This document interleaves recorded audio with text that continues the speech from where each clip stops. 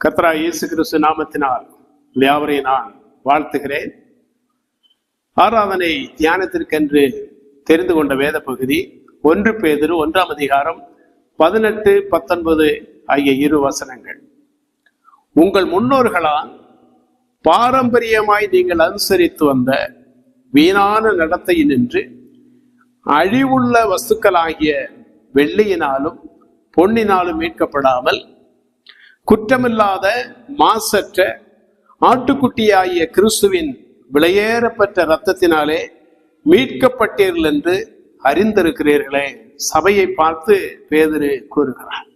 ரட்சிக்கப்பட்ட விசுவாசிகளை பார்த்து நீங்கள் எவ்வாறு மீட்கப்பட்டீர்கள், யாரால் மீட்கப்பட்டீர்கள், அந்த மீட்புக்கான விலைக்கிரயம் என்ன என்பதை தெளிவாக இந்த இடத்திலே பேதுரு கூறுகிறார். தேவனை ஆராதிக்க வந்திருக்கிற நீங்களும் நானும் இந்த மீட்பு என்றால் என்ன என்பதை சரியாக அறியாவிட்டால், உணர்ந்து கொள்ளாவிட்டால் நம்முடைய ஆராதனையிலே பூர்ண மனதோடு உண்மையான உள்ளத்தோடு தேவனை ஆராதிக்க இயலாது. மட்டுமல்ல, ரட்சிக்கப்பட்டவர்கள் மட்டுமே, இந்த மீட்பை பெற்று அதை அனுபவித்தவர்கள் மட்டுமே தேவனை உண்மையாய் ஆராதிக்க முடியும். இதை உணராதவர்களால் அவரை ஆராதிக்க இயலாது. முதலாவதாக, இந்த மீட்பு என்றால் என்ன, அந்த வார்த்தைக்கான சரியான விளக்கம் என்ன என்பதை நாம் பார்ப்போமானால், மீட்பு என்ற வார்த்தைக்கு ஆபத்தான நிலையில் இருக்கக்கூடிய ஒரு நபரை காப்பாற்றி பாதுகாப்பான நிலைக்கு கொண்டு வருவதுதான் இந்த மீட்பு. மறுபடியும் கூறுகிறேன், ஆபத்தான நிலையில் இருக்கக்கூடிய ஒரு நபரை காப்பாற்றி பாதுகாப்பான நிலைக்கு கொண்டு வருவதன் பெயர்தான் இந்த மீட்பு. நமது தேசத்திலும் கூட உலகெங்கிலும் உள்ள நாடுகளிலே ஏதாவது ஒரு இயற்கை சீற்றம், ஒரு அழிவு வறுமையானால் மீட்பு குழுவினர், அந்த மீட்பு படை உடனடியாக அந்த பகுதிக்கு விரைந்து செல்லுகிறது. ஆபத்திலே சிக்கி உயிருக்கு போராடி கொண்டிருக்கிறவர்களை காப்பாற்றி பாதுகாப்பான நிலைக்கு கொண்டு வருவதை நாம் அறிந்திருக்கிறோம். இதற்கு பெயர்தான் மீட்பு. கடந்த ஆண்டு அரபு நாடுகளில் ஒன்றில் வேலை பார்த்து வந்த கேரள மாநிலத்தை சேர்ந்த ஒரு ஓட்டுநர் ஒருவருக்கு, ஒரு வாலிபருக்கு அந்த நாட்டின் நீதிமன்றம் தூக்கு தண்டனை விதித்தது. ஏன் இந்த தூக்கு தண்டனை, இந்த மரண தண்டனை என்று பார்ப்போமானால், அந்த ஓட்டுநர் வேலை பார்த்து வந்த அந்த வீட்டிலே இருந்த சிறுவனை வழக்கம் போல இவர் பள்ளிக்கு அழைத்து சென்றார். மாலை வேளையிலே மறுபடியுமாக வீட்டிற்கு வரும்போது அந்த காரிலேயே அந்த சிறுவன் இறந்து போனான். இதை அறிந்த காவல்துறையினர் உடனடியாக வந்து இந்த ஓட்டுநரை கைது செய்து விசாரித்தார்கள். இந்த சிறுவன் எப்படி மரித்தான் என்று விசாரித்தார்கள். அந்த சிறுவனுடைய மரணத்திற்கும் எனக்கும் தொடர்பு இல்லை என்று எவ்வளவோ எடுத்துரைத்தும் இந்த ஓட்டுநருக்கு அந்த நீதிமன்றமானது மரண தண்டனை விதித்தது. மரண தண்டனைக்கு அவர் விதிக்கப்பட்டார். இந்த செய்தியானது கேரள மாநிலத்தில் உள்ள மலையாளிகளுக்கும் உலகெங்கிலும் உள்ள கேரள மாநிலத்தை சார்ந்த அனைவருக்கும் சென்றடைந்தது. இதை கேட்ட யாவருடைய உள்ளமும் உடைந்து போனது. இவரை எப்படியாவது காப்பாற்ற வேண்டுமே, இந்த வாலிபனை எப்படியாவது இந்த மரண தண்டனையிலிருந்து விடுவிக்க வேண்டுமே, மீட்க வேண்டுமே என்று எல்லாரும் ஒன்றிணைந்தார்கள். அந்த அரபு நாடுகளிலே ஒரு வழக்கம் இருக்கிறது. ஒருவன் மரண தண்டனைக்கு விதிக்கப்பட்டால் அந்த பாதிக்கப்பட்ட குடும்பம் மட்டுமே அவனை விடுவிக்க முடியும். ஒருவன் ஒரு கொலை குற்றத்தில் அகப்பட்டால் அந்த கொலை செய்யப்பட்ட நபருடைய வீட்டார் முன்வந்து நீதிமன்றத்திலே தங்களுடைய வாக்கை பதிவு செய்ய வேண்டும். இவன் மீது நாங்கள் இரக்கப்படுகிறோம், இவனை நாங்கள் மன்னிக்கிறோம், இவரை எப்படியாவது நீங்கள் விடுவிக்க வேண்டும், இவன் மீது சுமத்தப்பட்டிருக்கிற தண்டனையை நீங்கள் ரத்து செய்ய வேண்டும் என்று அவர்கள் கேட்டுக்கொள்ள வேண்டும். அப்பொழுது மட்டுமே அந்த மனிதனுக்கு, அந்த நபருக்கு அந்த மரண தண்டனையிலிருந்து விடுதலை கிடைக்கும். ஆகவே இந்த கேரள மாநிலத்தை சார்ந்த அனைவரும் என்ன செய்தார்கள், பெரிய ஒரு தொகையை வசூலித்தார்கள். இந்த தொகையானது இந்த பாதிக்கப்பட்ட குடும்பத்திற்கு சென்றடைய வேண்டும். அப்பொழுது மட்டுமே அவர்கள் இதற்கு ஒத்துக்கொள்வார்கள். இதற்கு ஒத்துக்கொண்டு நீதிமன்றத்திலே சென்று அந்த மரண தண்டனையை ரத்து செய்யும்படி மனு அளிப்பார்கள். இந்த வாலிபனை விடுவிப்பதற்காக, மீட்பதற்காக பெருந்தொகை, கோடிக்கணக்கான பணத்தை வசூல் செய்து அந்த பாதிக்கப்பட்ட குடும்பத்திற்கு அளித்தார்கள். சிறுவனை இழந்து வாடுகிற அந்த குடும்பத்தாரிடம் இந்த பணத்தை கொடுத்த போது அவர்கள் அந்த பணத்தை பெற்றுக்கொண்டு இந்த தூக்கு தண்டனைக்கு விதிக்கப்பட்ட வாலிபனை விடுதலை செய்தார்கள். இதுதான் மீட்பு.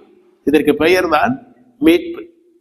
சமீபத்திலே கேரள மாநிலத்திலே நடைபெற்ற அந்த நிலச்சரிவை பற்றி உங்களுக்கும் எனக்கும் நன்றாக தெரியும். உலகம் முழுவதிலும் உள்ள இந்தியர்கள் அறிந்த ஒன்று. அந்த நிலச்சரிவு ஏற்பட்ட போது பல பகுதிகளில் இருந்தும் மீட்பு குழுவினர் அங்கு கடந்து சென்று உயிருக்கு போராடி கொண்டிருந்தவர்களை மீட்டார்கள். மீட்டு பாதுகாப்பான ஒரு நிலைக்கு கொண்டு வந்தார்கள். இதற்கு பெயர்தான் மீட்பு. ஆகவே இந்த மீட்பு என்பது உங்களுக்கும் எனக்கும் எதற்காக தேவை? நீங்களும் நானும் மீட்கப்பட வேண்டிய அவசியம் என்ன? நீங்களும் நானும் எப்படிப்பட்ட ஆபத்திலே இருக்கிறோம்? என்ன ஆபத்து நம்மை சூழ்ந்திருக்கிறது? அந்த ஆபத்திலிருந்து நீங்களும் நானும் ஏன் விடுவிக்கப்பட வேண்டும் என்ற ஒரு கேள்வி எழலாம். வேதம் கூறுகிறது, பாவத்தின் சம்பளம் மரணம். மனிதர்களாகிய நாம் அனைவரும் பாவம் செய்து நித்தியமான மரணத்திற்கு பாத்திரவான்களாய் மாறிவிட்டோம். இந்த உலக பிரகாரமான மரணம் அல்ல, மரணத்துக்கு பின்பு வரக்கூடிய நியாய தீர்ப்பு. அந்த நியாய தீர்ப்பிலே கிடைக்கக்கூடிய நித்தியமான ஒரு ஆக்கினை, அந்த ஆக்கினையானது நித்திய காலமாக உங்களையும் என்னையும் தேவனை விட்டு பிரித்து எரி நரகத்திலே தள்ளக்கூடிய ஒன்றாக காணப்படுகிறது. அப்படிப்பட்ட நிலைமையில் இருக்கிற உங்களையும் என்னையும் மீட்பதற்காகத்தான் இயேசு கிறிஸ்துவானவர் இந்த உலகத்திற்கு அனுப்பப்பட்டார். அதைத்தான் மீட்பு என்று இந்த இடத்திலே நம்ம வாசிக்கிறோம். அவர் இந்த உலகத்திலே கடந்து வந்து உங்களையும் என்னையும் மீட்க காரணம் என்ன? அதனுடைய அவசியம் என்ன? இந்த வேதத்திலே நாம் வாசிக்கும் போது 1 பேதுரு 1ஆம் அதிகாரத்திலே வாசிக்கும் போது குற்றமில்லாத மாசற்ற ஆட்டுக்குட்டியாகிய கிறிஸ்துவின் விலையேறப்பட்ட இரத்தத்தினாலே மீட்கப்பட்டோம் என்று கூறப்பட்டிருக்கிறது. நீங்களும் நானும் நம்மை மீட்கக்கூடாதவர்களாய், மீட்க இயலாதவர்களாய் நாம் காணப்பட்டோம். இந்த உலகத்தில் உள்ள எந்த ஒரு மனிதனும் தன்னைத்தான் மீட்டுக்கொள்ள முடியவே முடியாது. இந்த உலகத்தில் உள்ள பொன்னையும் வெள்ளியையும் பூரணமாக அள்ளி கொடுத்தாலும் பாவ மன்னிப்பை ஒருபோது நம்மால் பெற்றுக்கொள்ள முடியாது. நித்தியமான நரகத்தில் இருந்து, தேவனுடைய நியாய தீர்ப்பாகி அந்த தண்டனையிலிருந்து தப்பித்துக் கொள்ள மீட்கப்பட உங்களால் என்னால் ஒருபோதும் கூடாது. ஆகவேதான் குற்றமில்லாத மாசற்ற அந்த இயேசு கிறிஸ்து இந்த உலகத்துக்கு கடந்து வந்தார். நீங்களும் நானும் பாவம் செய்திருக்கிறபடியினாலே, பாவத்தில் பிறந்தபடியினாலே நம்மை நாமே மீட்டுக்கொள்ள ஒருபோதும் முடியாது. ஆகவேதான் பாவமே அறியாத பரிசுத்தராகிய இயேசு கிறிஸ்துவானவர் இந்த உலகத்திற்கு கடந்து வந்தார். அதைத்தான் வேதத்திலே தெளிவாக நாம வாசிக்கிறோம். 1 தீமோத்தேயு 2ஆம் அதிகாரம் 6ஆம் வசனத்தை நாம் வாசித்து பார்ப்போமானால், எல்லாரையும் மீட்கும் பொருளாக தம்மை ஒப்பு கொடுத்த மனுஷனாகிய கிறிஸ்து இயேசு அவரே என்று கூறப்பட்டிருக்கிறது. எல்லாரையும் மீட்கும் பொருளாக. அப்படியானால் மனு குலத்தை மீட்கும்படியாக, இந்த உலகத்திலே பாவத்திலே அழிந்து கொண்டிருக்கிற மனு குலத்தை மீட்கும்படியாக இயேசு கிறிஸ்துவானவர் தம்மை தாமே மீட்கும் பொருளாக. மீட்பு என்றால் என்ன என்பதை பார்த்தோம். ஆபத்தான நிலைமையில் இருக்கிற ஒரு மனிதனை காப்பாற்றி பாதுகாப்பான நிலைக்கு கொண்டு வருவதன் பெயர்தான் மீட்பு. அப்படியானால் மீட்கும் பொருள் என்றால் என்ன? ஒரு மனிதனை மீட்க வேண்டுமானால், ஆபத்திலே சிக்கி தவிக்கிற மனிதனை மீட்க வேண்டுமானால் நிச்சயமாக அதற்கு நேரமும் காலமும் பணமும் செலவிடப்பட்டே ஆக வேண்டும். அந்த அரபு நாடுகளிலே மரண தண்டனை விதிக்கப்பட்ட அந்த வாலிபனை விடுவிப்பதற்காக அந்த நாட்டை சார்ந்த, அந்த தேசத்தை சார்ந்த குடும்பத்திற்கு மீட்கும் பொருளாக, ஈடாக பணம் செலுத்த வேண்டி இருந்தது அல்லவா? அந்த பணத்தை கொடாமல் இருந்திருந்தால் அந்த குடும்பத்தார் முன் வந்திருக்க மாட்டார்கள். நீதிமன்றத்திலே வந்து அந்த வாலிபனை விடுவிப்பதற்காக ஒருபோதும் மனு அளித்திருக்க மாட்டார்கள். எந்த ஒரு இடமானாலும் மீட்பு என்று சொல்லும் போது அந்த மீட்புக்கு பின்பாக பெரும் தொகை செலவிடப்பட்டே ஆக வேண்டும். அதே போலதான் பாவத்தின் பிடியிலே, பாவத்தின் தண்டனையிலே சிக்கி தவித்த உங்களை என்னை விடுவிப்பதற்காக ஒரு மீட்கும் பொருள் தேவைப்பட்டது. அந்த மீட்கும் பொருளானது இயேசு கிறிஸ்துவினுடைய ரத்தம் என்று கூறப்பட்டிருக்கிறது. பாவத்தின் சம்பளம் மரணம் என்று சொல்லப்பட்டிருக்கிறது இல்லையா? ஆகவே அந்த பாவத்தின் சம்பளமாகிய மரணத்தில் இருந்து நீங்களும் நானும் விடுவிக்கப்பட வேண்டுமானால், நாம் மீட்கப்பட வேண்டுமானால் நிச்சயமாக ஒரு விலை கிரயம் கொடுக்க வேண்டும். அந்த விலை கிரயம்தான் குற்றமற்ற மாசற்ற ஆட்டுக்குட்டியாகிய இயேசு கிறிஸ்துவனுடைய ரத்தம். அந்த இரத்தத்தை கல்வாரி சிலுவையிலே இயேசு கிறிஸ்துவானவர் சிந்தினபடியினால், பூரணமாக அந்த சிலுவையிலே ஊற்றி கொடுத்தபடியினாலே, மனப்பூர்வமாக அந்த இரத்தத்தை சிந்தினபடியினாலே அந்த மீட்கும் பொருளாகிய இரத்தமானது நம்மை விடுவித்திருக்கிறது. இயேசு கிறிஸ்துவானவர் கல்வாரி சிலுவையிலே அடிக்கப்பட்டு அந்த மீட்கும் பொருளாகிய அவருடைய இரத்தத்தை சிந்தாமல் இருந்திருந்தால் மீட்பு என்பது உங்களுக்கும் எனக்கும் ஒருபோதும் கிடைத்திருக்காது. மீட்புக்கும் நமக்கும் பெரிய ஒரு இடைவெளி இருந்திருக்கும். ஆகவே தேவனுடைய கோபத்திலிருந்து உங்களையும் என்னையும் தப்புவிப்பதற்காக இயேசு கிறிஸ்து என்கிற ரட்சகர் இந்த உலகத்தில் வெளிப்பட்டார். அவர் கல்வாரி சிலுவையிலே தொங்க வேண்டிய அவசியம் என்ன? காரணம் என்ன? அவர் தவறு செய்தாரா? அவர் பாவம் செய்தாரா? ஒருபோதும் இல்லை. பாவத்திற்கு அடிமையாக இருந்த உங்களையும் என்னையும் அந்த பாவத்தின் தண்டனையாகிய எரி நரகத்திற்கு பாத்திரவான்களாய் இருந்த உங்களையும் என்னையும் விடுவிப்பதற்காக அந்த இயேசு கிறிஸ்துவானவர் இந்த உலகத்திலே கடந்து வந்து தம்மை தாமே மீட்கும் பொருளாக மனப்பூர்வமாக ஒப்பு கொடுத்தார். மத்தேயு எழுதின சுவிசேஷம் 20ஆம் அதிகாரம் 28ஆம் வசனத்திலும், மார்க் எழுதின சுவிசேஷம் 10ஆம் அதிகாரம் 45வது வசனத்திலும் நாம் வாசித்து பார்ப்போமானால், அப்படியே மனுஷகுமாரனும் ஊழியம் கொள்ளும்படி வராமல் ஊழியம் செய்யவும் அநேகரை மீட்கும் பொருளாக தம்முடைய ஜீவனை கொடுக்கவும் வந்தார் என்றார். இயேசு கிறிஸ்துவை குறி வைத்திருக்கிறார். மனுஷகுமாரனாய் இயேசு கிறிஸ்து இந்த உலகத்திற்கு வந்தது ஊழியம் கொள்ளும்படி வரவில்லை, ஊழியம் செய்யும்படி வந்தார். எதற்காக வந்தார்?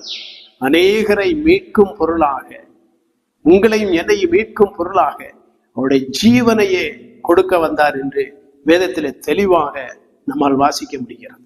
பிரியமான தேவ ஜனமே, இந்த இடத்திலே தேவனை ஆராதிக்க வந்திருக்கிற நாம், கர்த்தருடைய பந்தியை சுற்றிலும் மேஜையை சுற்றிலும் அமர்ந்திருக்கிற நாம் எப்படி மீட்கப்பட்டிருக்கிறோம்? விலையேறப்பட்ட இயேசு கிறிஸ்துவின் ரத்தத்தினால் அல்லவா? நமக்காக அவருடைய ரத்தம் எவ்வாறு சிந்தப்பட்டது? பாரமான சிலுவையை சுமந்து அந்த சிலுவையில் அடிக்கப்பட்டார் அல்லவா? உச்சன் தலை முதல் உள்ளங்கால் வரை ரத்தம் வழிந்தோடியது. எதற்காக? உங்களுக்காக, எனக்காக, நம்மை மீட்பதற்காக. அந்த மீட்கும் பொருளாக அவருடைய ரத்தம் கல்வாரி சிலுவையிலே சிந்தப்பட்டது.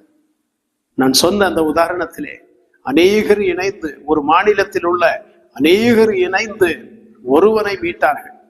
ஒரு மனிதனை மீட்பதற்காக அதிகமான பொருளை செலவு செய்தார்கள். ஆனால் வேதம் கூறுகிறது, அநேகரை மீட்கும்படியாக ஒரே ஒருவர் மரித்தார். அவர்தான் இயேசு கிறிஸ்து. இந்த உலகத்தில் உள்ள அனைத்து மனிதர்கள், இதுவரை தோன்றின, பிறந்து கொண்டிருக்கிற, இனி பிறக்கப் போகிற, வாழ்ந்து கொண்டிருக்கிற அத்தனை மனிதர்களுக்கும் மீட்கும் பொருளாக தம்மை தாமே கல்வாரி சிலுவையிலே அவர் ஒப்பு கொடுத்தார். அப்படி தம்மை தாமே மீட்கும் பொருளாக ஒப்பு கொடுத்து உங்களையும் என்னை மீட்டு கொண்ட அந்த இயேசு கிறிஸ்துவின் மூலமாக பிதாவாகிய தேவனை ஆராதிக்க இந்த இடத்துல அமர்ந்திருக்கிறோம். நமக்கு முன்பாக வைக்கப்பட்டிருக்கிற இந்த மேஜையை நாம் பார்க்கும்போது அதை சாதாரணமாக எண்ணக்கூடாது. நம்மை மீட்பதற்காக அவருடைய சரீரம் சிந்தா பின்னமாக்கப்பட்டது, அடிக்கப்பட்டார், அவமானப்படுத்தப்பட்டார், நொறுக்கப்பட்டார், அவருடைய இரத்தம் பூரணமாய் சிந்தப்பட்டது, பரியாசம் செய்யப்பட்டார், எவ்வளவான நிந்தைகளை அவர் அனுபவித்தார். இதெல்லாம் எதற்காக? உங்களையும் என்னையும் மீட்பதற்காக. ஆகவே இந்த உலகத்தில் உள்ள எல்லா செல்வங்களை கொடுத்தாலும் பெற்றுக்கொள்ள முடியாத அந்த மீட்பை கல்வாரி சிலுவையிலே இலவசமாக உங்களுக்காக எனக்காக பெற்று தந்த அந்த இயேசு கிறிஸ்து என்கிற மீட்பரை நமக்காக தந்த அந்த பிதாவாகிய தேவனை அந்த இயேசு கிறிஸ்துவின் மூலமாக நம்முடைய உள்ளத்தின் ஆழத்திலிருந்து புறப்பட்டு வருகிற சகல விதமான துதிகளையும் ஸ்தோத்திரங்களையும் நன்றி நிறைந்த உள்ளத்தோடு கூட ஏறெடுக்கும் போது அவருடைய நாமம் மகிமைப்படும். அப்பொழுதுதான் அந்த மீட்புக்கு ஒரு மேன்மை இருக்கிறது. உணராமல் ஆராதித்தால் அதில் மதிப்பில்லை, அதில் மேன்மை இல்லை. அந்த மீட்புக்காக அவர் பட்ட பாடுகளை நினைவு கூர்ந்து அதை உணர்ந்து அவரை ஆராதிப்போம், அவரை துதிப்போம், அவரை ஸ்தோத்தரிப்போம். கர்த்தருடைய நாமம் மகிமைப்படுவதாக. ஆமென்.